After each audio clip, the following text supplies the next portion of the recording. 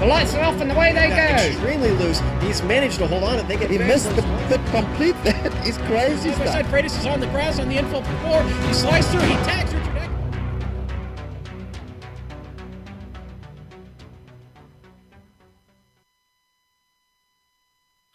Last season for the Lotus 49 was ended at a unique track unlike any other on iRacing.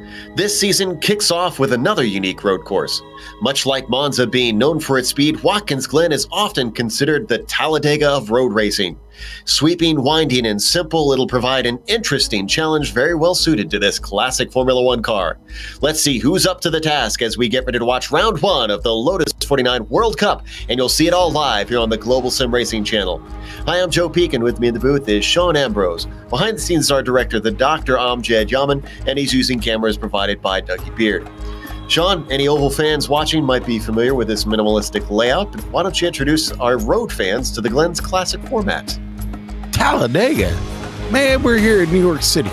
No, not quite, actually. We're up here in Watkins, Glen, New York, at southern tip of Seneca Lake, Joe.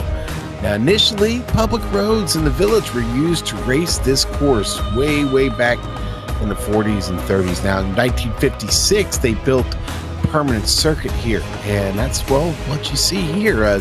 Been pretty much the same, except for a few changes since 1971. Now, the track's history isn't limited to just racing. The circuit also has been the site of many music concerts, including the 1973 Summer Jam, when 600,000 fans came to see the Allman Brothers, Grateful Dead, and the band. But today, it's about the racing, where drivers will need to negotiate 7 corners over 2.45 miles, 3.94 kilometers if you're counting, of asphalt and concrete. But the best way to get an idea what it's like to go around this place is to jump on board the GSRC Lotus 49 and take a lap around the Glen.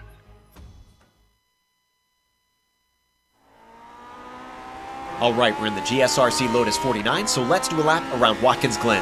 Coming out of turn 1, this will be a popular spot to pass, but be sure not to outbrake yourself and swing wide. It'll cost you a lot of time on the lap. Plus, if anyone stays close behind after you pass them, you'll see they might be able to get it back pretty easily later on. Up into the S's, throttle control and hugging the insides of the corners will be key. Setting yourself up for the backstretch is what you really want. Even in 4th gear on this last right-hander, the rear wants to break out. Here's where a driver close behind can sometimes use the draft to slingshot past. The most common place for overtakes is most likely going to be at the end of the backstretch into the carousel. You're hitting this corner at very high speeds, so there's lots of braking. And with this being the classic layout, ideally you want to diamond off the corner by letting it drift wide in the middle. It almost acts more like a very long and heavily cambered hairpin than it does a typical carousel corner. That should let you get to the power sooner and give you a little bit more speed into the penultimate turn. This left-hander works best if you can tuck it in nice and tight to the apex. The banking helps you carry your momentum. Then, switch sides quick for the final turn. Getting to the power off of here will require a gentle right foot to keep from hitting the tires or spinning it to the inside. Hopefully you kept it all together and have now finished a lap around Watkins Glen.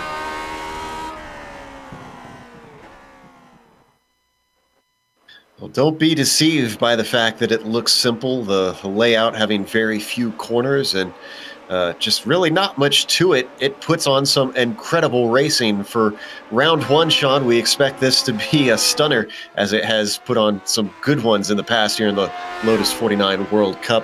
What are some of the places that you think that we're mostly going to see the passing, though? Well, I mean, honestly, right off the start, down into turn 1, Joe, a great passing opportunity there. There are many, many different lines that you could take in the 90. Because if you're going to get an advantage, get it there, because you're not going to get it up through the S's. Now, as you get to the carousel, which is going to be turn 5, we won't be going into the inner loop today. You go down that back straight all the way through to the carousel. Of course, you've got that whole back straight to draft and try and take advantage of that to get some passing done. But once you get to the carousel, things get a little tricky there. And there may be a passing opportunity there if you're taking advantage of somebody's mistake of just getting in there too hot and running out wide. You want to keep it tight and clean down through the carousel. But those are the best passing opportunities. From there, it gets pretty tight down into turn 6 and the final turn 7. Very, very high-speed, tight turns that you've got to be very careful through, and you won't see much passing there. Those will be danger zones today for us. Now, looking at our leaderboard, and there's Michel Dudignon going up to the top of it, but look who is leading for a long time. Luke Witten. This is a name I'm unfortunately not familiar with. Believe he is a newcomer to the series, as he has got himself on the front row currently, splitting regular top runners Dudignon and Claridge. Now, behind them, we've also got Ove Trangerade, who was oh so close to trying to take the championship last season. Just through consistency, Sean. Yes, and boy, I'll tell you what, we just had another driver I'm not familiar with move himself up the board there. I believe that's Joni Hyjinen. Thank you, Joe, very much. All right, and the Finn puts himself there in second right now with a 105.8.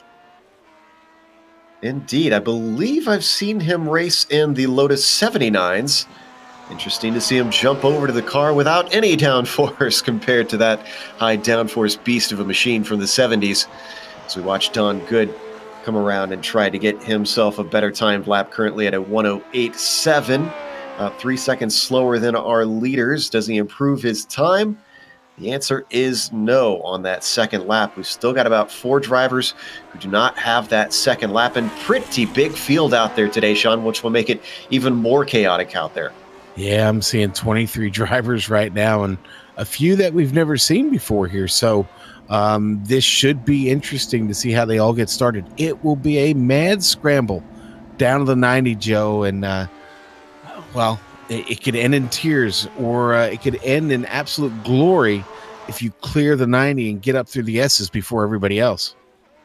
As any fan of open wheels cars knows, heading down to that first corner can be treacherous, and these cars especially can lock wheels and tangle, send each other flying just with the slightest of wheel-to-wheel touches.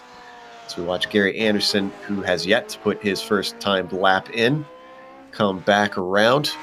Just about 2 minutes left in qualifying. We'll probably cut it off very soon here, as I think Gary is the last one to try and get a timed lap in.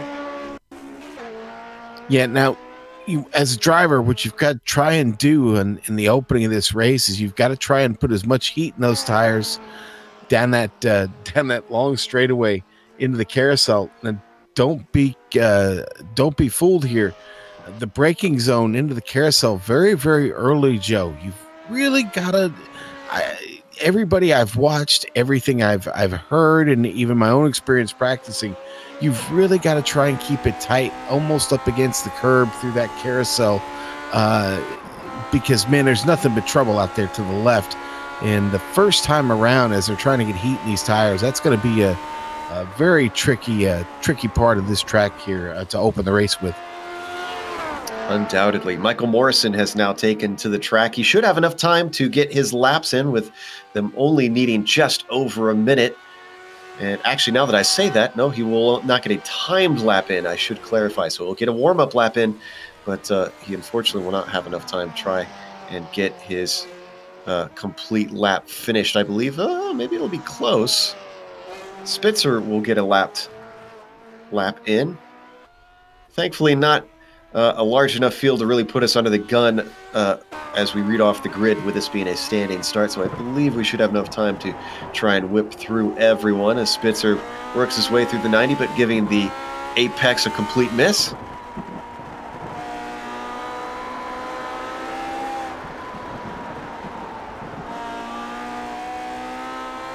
Climbing up through the S's, and this is always the scary part, this final right-hander trying to keep your foot to the floor coming onto the backstretch, Sean. Yeah, without losing the rear end, absolutely. Yeah, it's very, very tricky. The S's had me flummoxed during practice today, trying to find as much speed through there as I could. It's pretty tricky, and we've got it's a warm track. It's not blistering hot. It's 80 degrees on track today, Joe. Mostly cloudy skies here, 76 outside. Relatively ideal for these drivers. So we'll see what they make do with it, and if everybody can keep it on the track. Bigger question is trying to keep out of one another, I think, just because the confines are going to be so tight with the draft, keeping them close together. As Spitzer crosses the line, he gets a lap in. It's a 1:08 flat. Good enough for 20th position, and that finishes our qualifying. So your order on the front row: Michel Dudignon takes the pole, and Mick Claridge starts in second. No surprise there. That's when we start to get some newcomers. Starting in third, it's Joni Kajanen. Then in fourth, Enzo Canta, followed by Luke Witten in fifth. It's an influx of rookies. Ove Traeger starts in the sixth position with Stefan Zeitweger in seventh, another newcomer, and a familiar name, Billy Bob Wright, starting in eighth. Roy Cunningham will start in ninth, and Tommy Unhola in 10th. All right, Neil Kemp starting 11th. David Sanchez will start 12th. Brett Reale, 13th. Richard Moore in 14th. Luke Gomez, 15th. Hideki Koivitso all the way down to 16th. Gary Anderson gets a 17th spot. 18th, Steve Hogan. Raymond Smith, 19. Craig Spitzer, 20th. 21, Don, tell me something good. 22nd, Michael Morrison. And Laurent Raffago, they're in 23rd, Joe. Let's do it. Cars are gridding up, waiting for just a few of them to finish. And then we go racing out here for a full... I lost the count of laps, actually, unfortunately. 30 laps, buddy. 30 laps. Thank you there, Sean. All right, lights are up. Engines are revving. Green flag is out. Season 1 of 2018 starts. A horrible run off the line by Kajanen. That's going to allow Claridge to slip into second, already into single file behind them, down into the 90. A few cars too wide. No really three wide situations. Everybody is safe through the first corner. Gary Anderson drops all the way to the tail of the field. The mover right now, though, is Michael Morrison. Nice job for him up through the S's and now to the back straight already. Dudignon starting to stretch himself away by half a second over Mick Claridge. Under threat for third. Kajanen has Canta looking to the inside but can't get close enough. They all slow it down for the carousel, that outer loop. Mostly everybody making it through single file. Don Good side by side at the very back, but otherwise a very clean first lap. Not a bad start. Not a bad start at all here at the back of the field. Same thing. They're pretty much gone line astern all the way through the field here. Soup. Ah, Joe. Oh, we got cars tangling. Luke Witten gets into a car that is tumbling upside down. Who is that? Stefan Sightweiger. Sightweiger is on his lid. Right out of the last turn here. We've got a replay. And that looks like Stefan just maybe was caught out by Luke getting a little sideways, tried to sneak to the inside, and it bit him. We're going to look to the inside of Trangarade.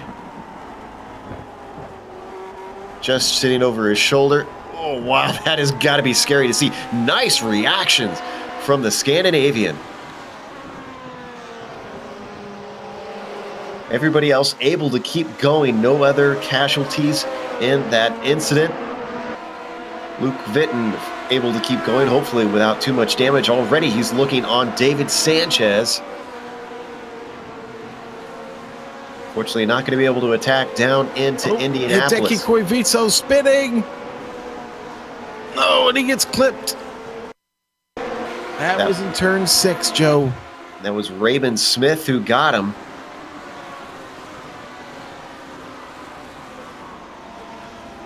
Oh, both Raymond Smith and actually Don Good got a little piece of him. Oh, and I see what happened there with Hideki. He got just a little bit far out to the right. Catches some of the grass as he got back to the transition there. It just got all out of shape on him. That's a shame. You know, honestly, I don't know about you, Sean, but that was always one of my fears in this car as I drove it, just leaving that little bit of margin on the outside when braking because the car likes to squirm a little bit if you're unsteady putting the binders on. Yeah, indeed. And, Hideki found out the hard way. Man, Michael Morrison continues to move up through this field, Joe. He's up to 13th. Started all the way back there, 9 spots back in, 22nd? Sorry, yeah. Can't count. He didn't put a lap time in. I wonder if maybe he thought it'd be better to try and stay out of the mess and start at the very back of the field. Hasn't hurt him too much, so that was a decent gamble thus far. We were watching on screen a little bit ago. Oh, it was a little bit of a peek out to the inside, down to the 90. Luke Witten's finding the wall, though. Yeah, and the car's damaged, Joe. He's off pace. Nah, he's going to tow in. And watch it here. He slides all the way down there and it wraps that Armco there at the end. Yeah, it looks like he panicked a little bit, trying to keep the car from getting into the car in front, and that did not go well. So we look back up at Mick Claridge sitting in second. He's losing touch from Dudagnon slowly but surely. It's already 1.1 seconds, and that draft at this length I don't think is going to help him very much. Yeah, no, it's not. Not at all. And Mick maybe struggling with his setup a little bit here. The practice we were in earlier was a lot hotter. It was 92 degrees on track. So, again, it could be a tweak in the setup or two that might have him just a little bit off right now. But, man, I don't want to lose touch of what's going on with Enzo Conta back here. Enzo in third, and you know what? He's closing on Mick right now. On that replay, we saw Roy Cunningham snap way loose, somehow catch it in the grass, and lose about 5 positions in the process. He's continuing on in 12th right now. Meanwhile, we're watching third with Enzo finally having gotten away from Kajanen. Those two in a very close fight a little earlier. Kajanen now has to worry about Trangarade closing in behind him. Yeah, Ove's on the way. Maybe didn't get quite the start he wanted, but now it seems he's picked things up and found his groove. Having started in 6th, he is within the top 5. That's 1 positioned gain for the Norwegian. So not too bad of a start at all if you're going upwards at least. right on board with Trangrade. Now, watching him head down into the 90. Ooh, Unhola fighting with Sanchez here for 7th place. Side by side, you can't really go too wide in the S's in these cars, and he's going to slot in behind him. Sanchez now being demoted to 8th, but look at the battle behind him as Neil Kemp, slow through the S's, has the violet car of Michael Morrison, the Egyptian liveried machine, moves to the inside. Can he get it done down into the carousel, though? Yeah, Morrison's just brave, man. Breaks a little deep there. Oh, but he finds the apex nice and tidy. A nice overtake by Michael Morrison, continuing to move upward, 22nd to 9th position. Who is this masked man? The man in pink, as he started out running the violet car just as sort of a joke because of Bill Soup Zahn wondering if we had ever had any pink liveried machine. And, well, Egypt has the official colors back when they had the national colors when these cars ran. And it actually did run, not necessarily in the Lotus 49, but I believe in either the 50s or 60s. But it was so loved by the broadcasters that Michael decided to bring it back race after race. Well, I almost don't want to even talk about him anymore. I'm afraid to jinx the poor guy. He's really running so well. Unhola got to be really careful here, though, because, man, Sanchez keeps looking for a line to get at him here. Unhola maybe feeling that pressure just a little bit, but Sanchez got trouble of his own. There's Morrison right there. Once again, we're seeing the brake power of Morrison as he reels him in. Great run off the corner, dives to the inside. And Sanchez, even before the corner, gets overtaken by Michael Morrison. Move him up to 8th now. Nothing dirty about that. Oh, he has been driving incredibly clean and phenomenal overtakes all race long. Next on his list is Unhola, the Finn. Down through the 90 they go. A little bit farther back this time than he was on the cars ahead before. Swings it through the right-hander. Up and over the crest of the left-hander. And this is where you got to be brave. Got to get the line just right. Onto the back stretch. Top of the hill they go. And way too far back to try and outbrake Unhola.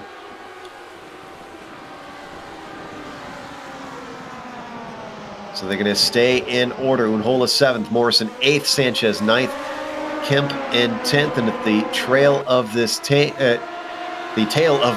rather is Brett Rial sitting in 11th. I got you there, Joe. It's all right. I understood what you meant. Hey, listen, up front though, Mick Claridge has started to keep Michel Dugnan a little honest here. Mick has started to kind of reel him in a bit. That last lap was just over a 10th faster. It seems he's stemmed the tide, maybe stopped the bleeding just a bit. These two have had titanic fights. Last season on Saturdays, Mick Claridge just had an atrocious season. It looks like he's trying to start this one off right, though. Still a long ways to go in this race. We are only on lap 9 of 30, so barely a third of the way in. Meanwhile, farther back in the pack, it looks like Craig Spitzer and Don Good have been having a nice battle, and Good gets himself a decent run up onto the backstretch. Let's see if he can do anything with it.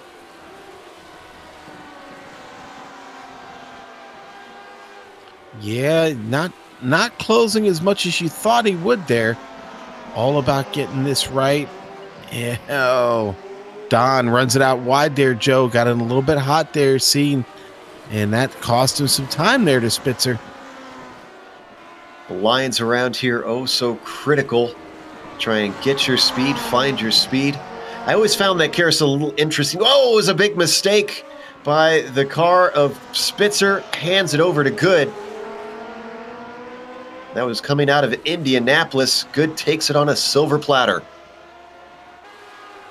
Oh, battle for 4th, though. Kaijinen and Trangarade. Go ahead, Sean. I was just saying, Ove taking that spot from Kaijinen there. The way every racer wants to just easily. Oh, and the car behind, who was that going off track? Billy Bob Wright with a mistake into the carousel. Somehow keeps it out of the tires. Gonna watch on board. I'm gonna assume he locks it up somewhere in here.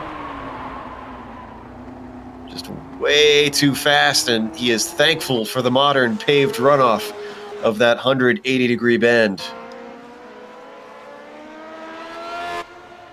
Doesn't lose him any positions. It's been a lonesome race for Billy Bob. It has. He still holds a 5.2 second advantage over Tommy Unhola. But now he sits almost 4 seconds behind Yoni Kahajian there. I'll have to check. I believe there was some chatter about potentially changing the point system. Traditionally in this series, they've run it to 6, but it sounds like they've moved it to 8th, I'm hearing. So Billy Bob will not be a single point this time if he holds on to this 6th position. Right now, that's held by Michael Morrison, of all people. Joe, another good battle here back in the field is for 13th, Richard Morin, the Canadian, trying to hold off Steve Hogan, who started 18th, now sits in 14th. Hogan, pretty good pace here. Just behind them, Luke Gomez. We got a good 3-car battle back here. Gomez in the popcorn position, holding on to Hogan and just waiting to see if a battle starts to erupt. Sometimes 2 cars being side by side gives you a nice opportunity to get by both. But nothing doing down into Indianapolis is Steve waits patiently behind Richard. Oh, but not a good run off of the final corner. Can Gomez do anything into the 90? Not quite close enough to outbreak him.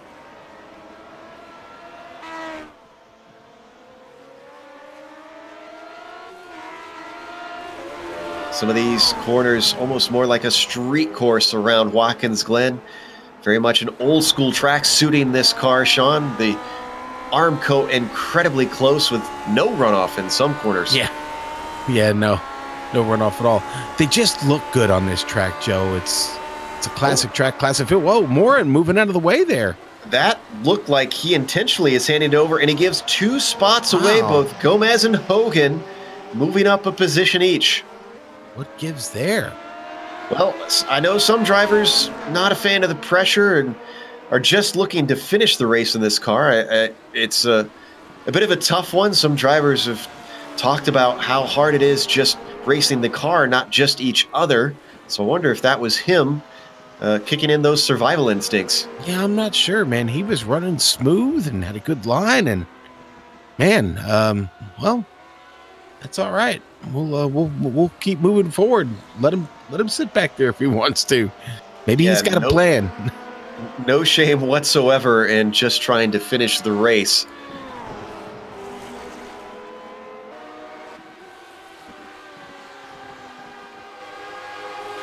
Coming up the hill onto the backstretch, we watch Morrison, who is still steadily working on Unhola. He's there. This time he gets a good run coming off the corner, but Unhola just a little bit better into Indianapolis. Holds the Wolf at bay. He is, and you know what? The back of that Lotus is that Lotus 49 a little wide right now. Unhola just seems to be taking the absolute correct line, the one that Morrison wants, and the door continues to shut on him.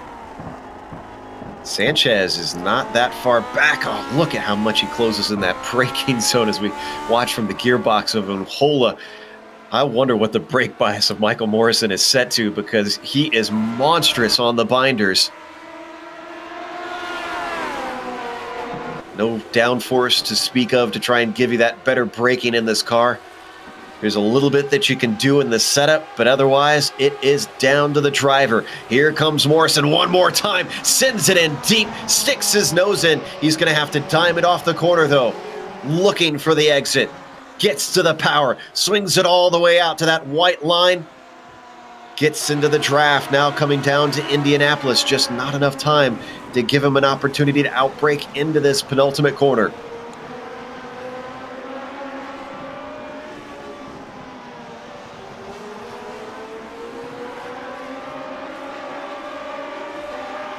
time and time again in each corner. Morrison just hounding him. The Buckeye driver trying to do anything to pry that 7th away from the Finn. Yeah. Yeah, you know what? It was great watching Morrison move through the field. I had a feeling, though, once he started to get a little bit farther to the top here, these passes may not come down quite as easy. Now Unhola seems to be getting the best of him here. Certainly proving a much tougher nut to crack. And once again, we see Morrison take that early line in, square off with 2 apexes. Oh, this is probably his best chance yet. He is tucked right up underneath that gearbox. Is he brave enough to try and get in on Indianapolis? No, he is not.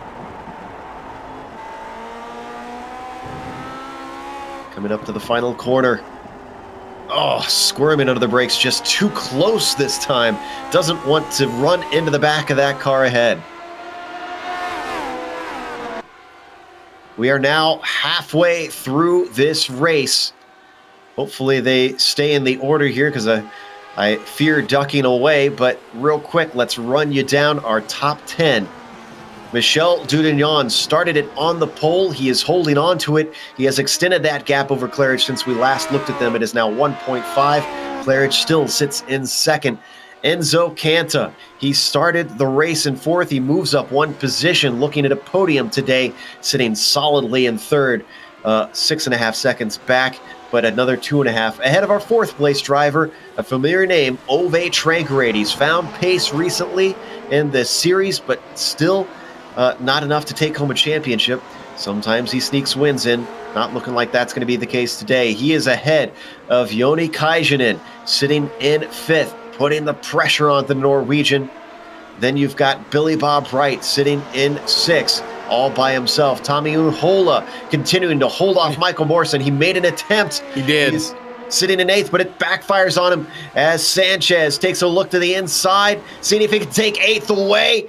He's got his nose in, but it doesn't quite carry the speed off the corner. It's going to be a drag race up to the S's. He is not brave enough. Morrison holds on to 8th, Sanchez in 9th, and then rounding out the top 10 behind them, Sean, is Neil Kemp. Yeah, that was easy. Brett Real sitting there at 11th, Joe. Roy Cunningham in 12th. Steve Hogan, 13th currently. Luke Gomez in 14th. Richard Morin in 15th. Spitzer, 16th. Don Good up 4 spots there in 17th. Raymond Smith in 18th. Gary Anderson, I think he's been having some connection issues, actually. Holding on to 19th right now. And then Laurent Raffago is last car on track. We've had a few casualties, not many. Luke Witten, Hideki Koivitso, and Stefan Zweitfeger there early in the race. Yeah, and the only car lap down right now is Laurent Raffago. Very few casualties, thankfully, keeping us with lots of racing happening out on track. As we continue to watch Real at the back of this train, holding on and waiting for an opportunity. They're spreading out a little bit ahead of them as finally Unhola has gapped Morrison and Morrison has gapped Sanchez. Yeah, it might be a situation where Morrison just recharging the battery. Boy, he gets a really big run here through the carousel. Really closes that gap a lot. And a great run by Neil Kemp. He might have an opportunity on Sanchez if he's brave, but he is not. Or at least doesn't have the braking that he wants to try and send one up the inside. But still, he's got himself within touch. Same thing with Morrison on Unhola. We've got a pair of battles starting to erupt once again.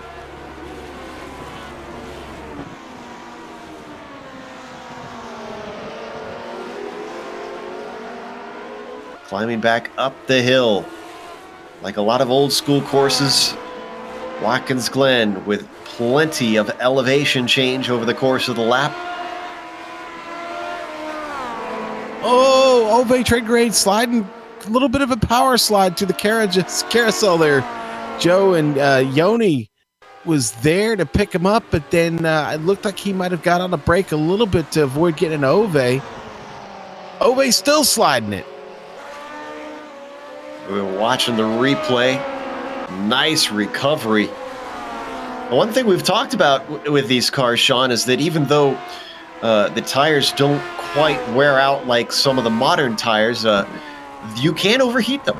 Oh, yeah. Oh, meanwhile, Hogan. Oh, he has a problem in the carousel. And I believe this was of his own doing. Let's look at the replay. He was in a battle. He was side by side with Gomez going in. But by the time he lost the car, he was single file.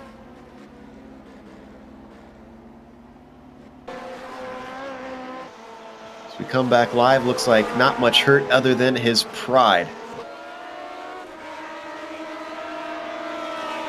Meanwhile, as we come back, we're looking at Good once again, trying to hold off Raymond Smith this time.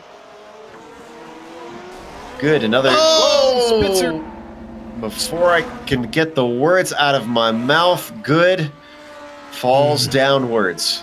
Well, Spitzer goes into a slide there in a 90, and unfortunately, nowhere to go here.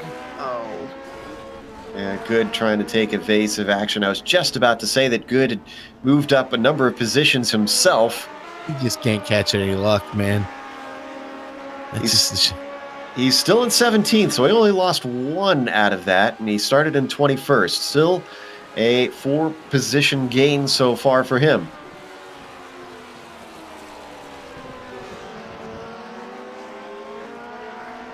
Wow, Mick Claridge, we thought he was dropping back, but he's got it down to 0.8 of a second. 10 laps to go now, Sean. Yeah, Mick's been playing a patient game here, and I think Dugnon's got a target on his back right now. When does he not? But quick Mick doing all he can. He might be able to use traffic to his advantage. Dugnon having to go by Don Good now. He pulls way off the track, lets them through in the runoff. No dramas for either of our two leaders. Now, in practice this morning, I'm gonna throw this out there. Claridge sought a little help there from Dugnon on his setup. So I don't know. We'll see what happens here. I thought maybe Mick had missed something on the setup. Maybe he didn't. Maybe this has just been the game all along. This car really not a secretive community when it comes to the setups. Drivers are eager to try and bring new drivers into the fold, and fastest drivers such as Michelle and Mick typically share their sets freely. This car, the beauty of this car, Sean, it's so simple. Most of the speed really is down to the driver. The setup only does so much. Yeah, it really comes down to feet. Good hand-eye coordination at the end of the day in this machine. Well, right now these two are twinkle toes, and Mick Claridge cuts it down to 0.6, 0.2 faster that last lap. Oh, in the battle for P7, Morrison finally has his nose in, but Unhola, it's going to switch back in favor of the Finn. He can't carry the speed off the corner. Charging around the outside. Here comes Michael Morrison. Can he get the job done around the 90? Those late brakes for him. Oh, but he's a little bit too late. He loses it coming through the apex. Off the corner, it swings back to Unhola. What does Morrison have to do to get by the Finn? That was great, and controls the car, and, is able to save it there. Man, that was great. That might not be the last one of those we see. Oh, he has got to be kicking himself. Meanwhile, Mick Claridge, for a brief while, was down to 0.2 of a second behind the Frenchman. I think Mick's bad luck last season was pretty legendary. He's definitely back, Joe. He's trying to buckle down on these Saturdays. I believe, I need to check to see if he won the official championship. in iRacing in the Lotus 49 last season. But I know he was at the top of it for much of it if he didn't win it. Well, he slipped back to 6/10 since I saw him last lap. So as we continue to watch this fight between Unhola, Morrison, Kemp, and Sanchez. Kemp has somehow gotten past Sanchez when we were last watching. David not able to close up on the backstretch on Kemp.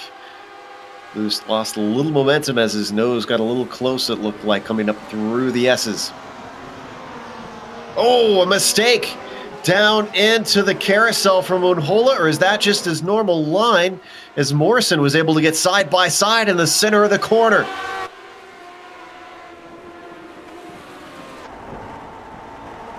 Six laps to go, and we still cannot peel our eyes off of this fight. I'm watching a couple of other battles. That's okay. Ove Trengrade is really starting to pick things up. Maybe going to make a run at Enzo up here, but not yet. Oh, meanwhile, the lead has closed in as well. Mick Claridge now right on the back of Michel Dudignon. He gets a draft. He's going to swing around to the outside. They're side by side into the penultimate corner. Can he get the job done? He carries the speed. It switches back in his favor in the final turn, but he doesn't need it because he's fully ahead. He's a little bit off the apex, though. Can Dudignon swing back past him with an over-under? He's got a run on him down into the 90. A defensive move by Mick Claridge down into the first corner. The Frenchman looks to try and get it done. Looks for the over-under one more time. Carries the speed. Oh, but he gets on it too much. He's into the barriers. Michel Dudignon wrecks it. Wow. An uncharacteristic mistake from Michel Dudignon, getting onto the power a little too hard.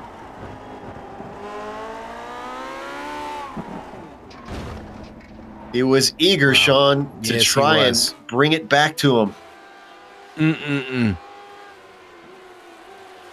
Well, he's still in second. Kanta still a full 7.5, over 7.5 seconds behind him. He smacked that car good, though.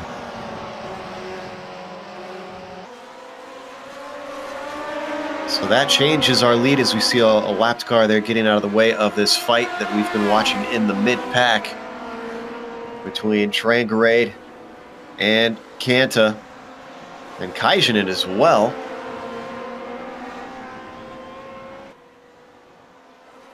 Here comes Ove. Ooh, this is a good opportunity. He's not looking to the inside, though. He's going to stay in line behind Kanta. He's running out of opportunities. Maybe looking, oh, but he swings a little wide at the apex of the 90. Thought he was going to try and set up the pass on the backstretch by just getting himself a good run. And he does really carry speed. And look at that. I thought he wasn't getting the opportunity, but here it is with ease down the backstretch. To the inside goes Ove Trangarade on Enzo Kanta, the newcomer. Tries to take it back to him around the outside of the carousel. It's a brave effort. If he can keep the momentum going, he could get this done. Oh, but look behind them. Could we see a three-wide situation? Here comes Kaijinen. Not brave enough to stick his nose in. Still defense robust from Enzo Kanta.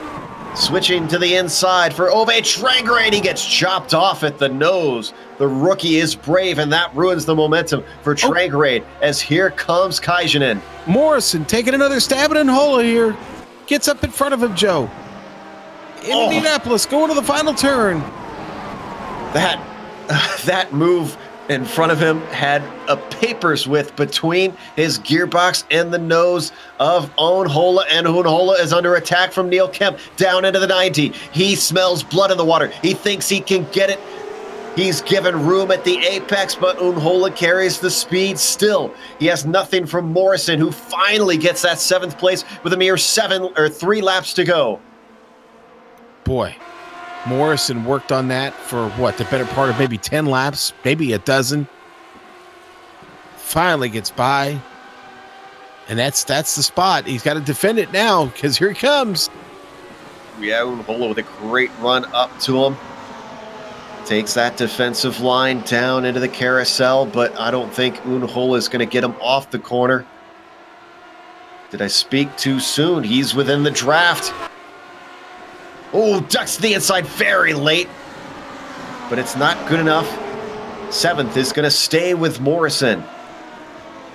How about the cars ahead of them battling for the podium, though? Kanta, I thought he was done. I thought Trangarade had it, but not only held him off, but Trangarade lost a spot to Kaijinen, who's now going to see what he can do.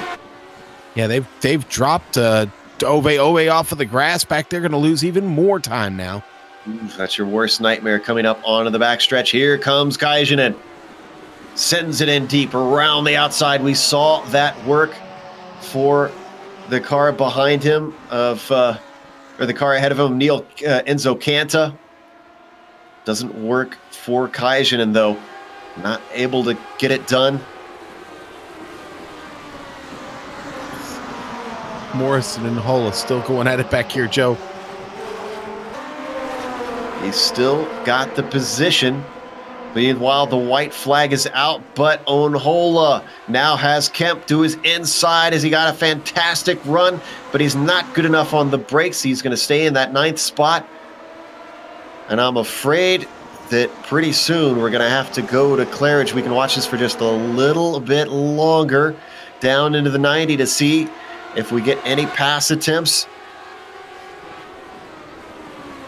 Did we get a broadcast win for Mick last season? We did not, and I was checking with our director. I missed Monza, and he did not win there, which means Mick Claridge, the entirety of last season, somehow did not win a race on air. Almost unheard of in previous seasons. He's making that right first time out as he comes around the final corner.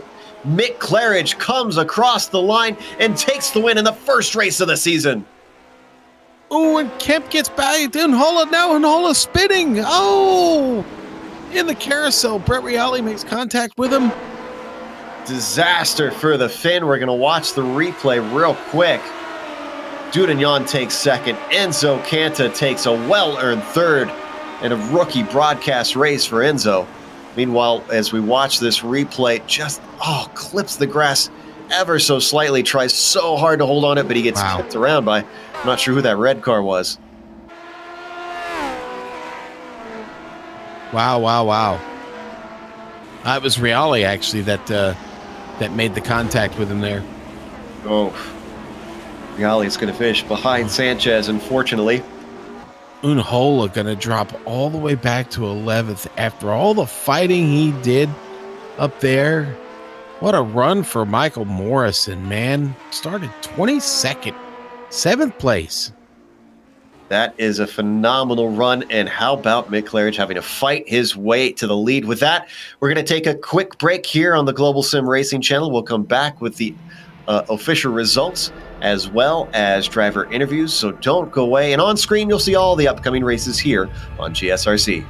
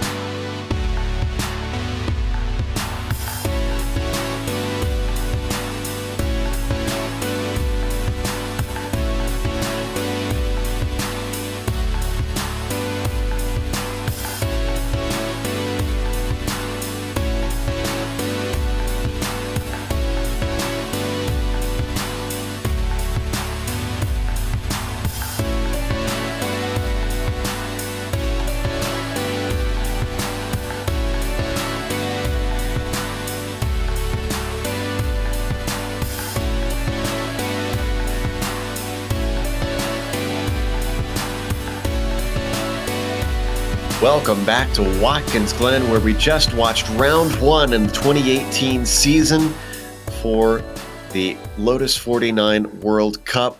And boy, do these guys know how to kick it off right. Not only did they pick a great track, but they gave us a fantastic show on the broadcast race. In the end, it was Mick Claridge who came away with it, finally ending his dry spell, we should say, of broadcast races. Finished in first after starting in second. Michel Dudignon still managed second after running into the Armco very late in the race. He was 5 seconds back from Claridge. Enzo Canta, a rookie to the broadcast races, has come home in third. We'll have to watch out for him. Joni Kajanen finishes in fourth with Ove Trangerade, rounding out our top five. Billy Bob Wright gets himself into sixth with a bit of a lonesome race, not without his mistakes. Michael Morrison, hard charger of the race, 22nd to 7th place. Incredible stuff. And then Neil Kemp is our last driver to get a point, finishing in 8th. David Sanchez comes home in 9th. And Brett Real rounds out our top 10, Sean. All right, I will take the rest here, Joe. Tommy Unhola, boy, he's got to settle for 11th. That's got to feel like a big loss right now for him. Roy Cunningham, 12th. Luke Gomez, 13th. Richard Morin, 14th. 15th, going to go to Raymond Smith. Steve Hogan, going to finish 16th today. Don, tell me something good. Well, Don, up 4 spots, finishes 17th. Good run for him today. Gary Anderson, 18th. He fought through some trouble and fought he did, but he'll get 18th. Lauren Refico, 19th there, a lap down. Craig Spitzer, 20th, 21st. Luke Witten. Hideki Koivitso finds trouble way too early in this race, 22nd. Stefan Zweitweger there, 23rd. A 23-car field here at Watkins Glen, and there was a lot going on for pretty much all of it, Joe. And that is a bit of an understatement. Certainly kept us busy. Had to keep our eyes in about 3 places at once for part of it. As looks like we have a couple interviews lined up here. I'm trying to figure out who we're going to talk to first. Looks like we're going to talk to Roy Cunningham up first about his race, having come home in 12th. He started in 9th, so a little bit of a drop in position. So, Roy, how do you feel about that? Usually a little bit chaotic here at Watkins Glen in the Lotus 49. Yeah, for sure. Watkins Glen it's a fun place. This car really moves around here, and the draft is important too. So, yeah, unfortunately, I had a little bit of a misstep there on lap 4. I was running in 7th, and I think Tommy got in a little deep, and I just went wide to make sure that he didn't run into me, and went off track and lost a bunch of spots, and unfortunately lost the draft too. You guys just about had ideal conditions with only 80-degree track temperature out there. Do you like it when it's nice and grippy like that, or do you feel like you fare better when things are maybe a little more slippery and give you an opportunity to maybe take advantage of others' mistakes? It's still pretty slippery. Always slippery in this car. It's always slippery in this car. But it was cooler than it has been the past couple of days in practice. The track temp's been in the 90s, sometimes the high 90s, and it does get quite a bit slipperier when the track temp goes up like that. So today it was grippier for sure. Makes things a little bit easier and lets us put on a little better show, I think. But for me, I like it either way. This car, you can slide this car around anytime you feel like, so it's not too bad.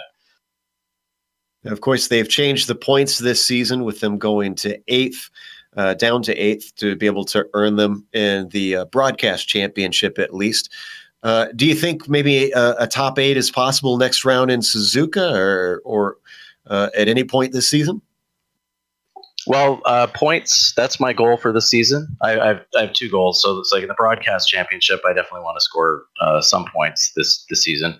And I also want to win my division. So I'm in third division in iRacing points, and I'd like to win that as well. So I think next week is going to be tough for me for a couple of reasons. Suzuka is not a place where I'm historically fast in any car, and I've got some real world commitments next week. They're going to make it a little bit tough for practice time through the week. So I think next week is going to be quite a challenge for me.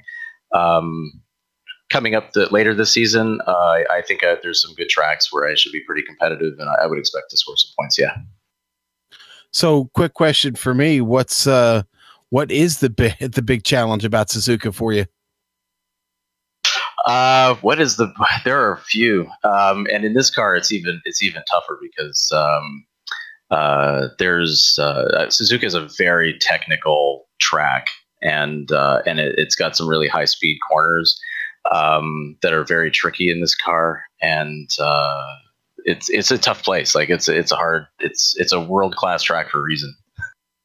Well, okay, so back to Watkins Glen real quick. We'll jump back over here on the other side of the world.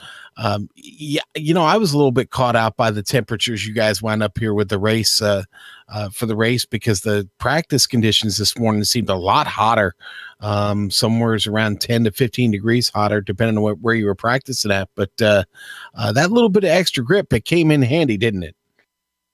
Yeah, absolutely. I think sometimes this happens, with the realistic weather settings. You do get, because even in the warm up, it was a lot warmer than it was for the race. So you do get that happening sometimes. And but today, I think most of the drivers enjoy a little bit of extra. I've never heard a driver say, yeah, there was really too much grip out there. So I think it was. I think it was good to have a little bit extra, especially for the first race. Things are a little bit chaotic. Not everybody runs anything in week 13. I don't, and so you do a little bit of practice or check out a new car or something, but you don't really get into it until this week. And so there's a little bit of rust that comes out, and sometimes first week people are a little bit more aggressive. So a little bit of extra grip lets you be a little bit more aggressive too. Roy, thanks for the time, buddy. We will catch up with you next week at Suzuka. All right. Thanks, guys. Nice job. All right. And Joe has caught up with Enzo Canta, who's got a podium finish today in his rookie debut here on the broadcast. Joe. Hi. Hey, Enzo. And I have to imagine after a drive like that, you've got to be saying me and Canta about this car. Do you drive the 49 regularly? No, absolutely not. So, first of all, hi to you all, guys. And well, I do not drive every day this car.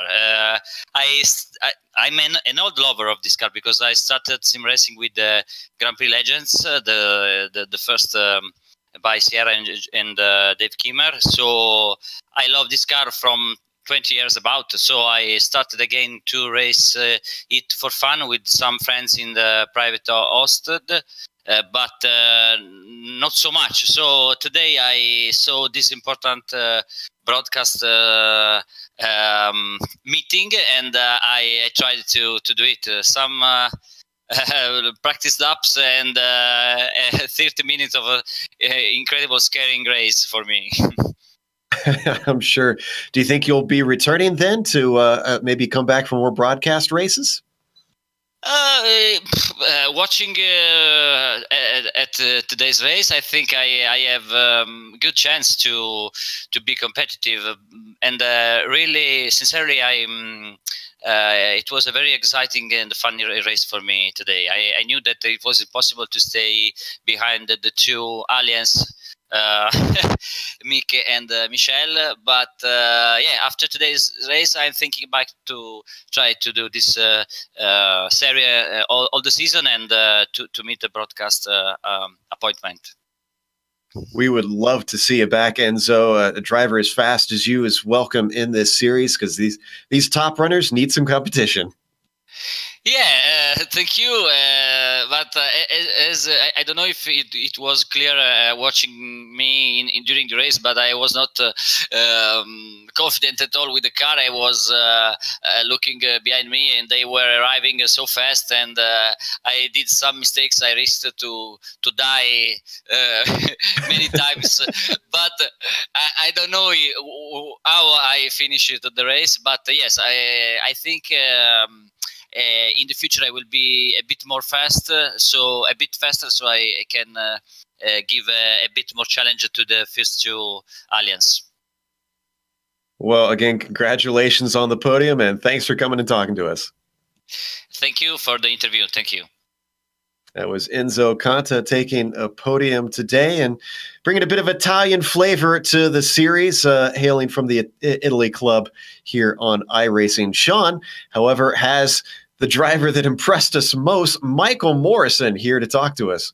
Michael Morrison, man, that was an adventure. First of all, why'd you start at the back? And second, tell us about the run up through the field.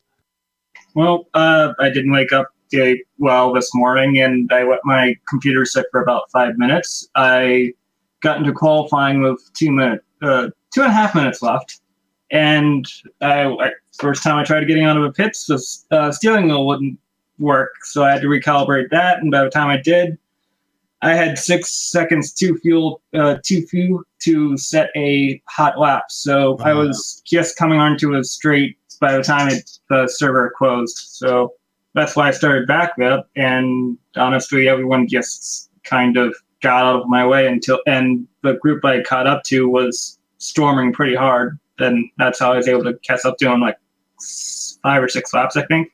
Yeah, everybody got out of the way until you got to Tommy and Hola. Tell us a little bit about that battle and what it was like chasing him and trying to overtake and make it stick. Yeah, I'm tempted to say that it was pretty quiet, but it obviously wasn't. For first 10 laps I was behind him, I think. I was just trying to maybe break off a few of the cars that were behind us. It looked like Brett said he didn't practice before a race, and he's generally someone who needs a bit of practice to get his pace. And David, I think I've seen him in plenty of races to know that he can be consistent. And Neil, I've seen him in a few 49 races, I think. I know him from other series, but I can't remember what those series are. But anyway, I thought there was a decent sense that we can break away, but when it became apparent we weren't going to break away, and William was way too fast for us to catch up without him making a mistake, that's when I started battling and really testing him. And I had a lot more. Oddly enough, I was able to attack him coming out of a carousel a lot more than I was able to attack him going into a carousel, even though I was easily gaining about a 10.5 on the entry of the carousel. It's just I couldn't get close enough before it to attack him there. Well, listen, buddy, thank you so much for giving us a great show today. Hopefully we'll see you next week in Suzuka, and enjoy the rest of your day, my friend. Yep, my track record hasn't been very good last season. All right, well, that was Michael Morrison, and Joe has caught up with our winner finally, down there celebrating really hard, Mick Claridge. Yes, indeed. And Mick, first of all, congratulations. And second of all, last season must have been truly cursed because first time out, you break your duck.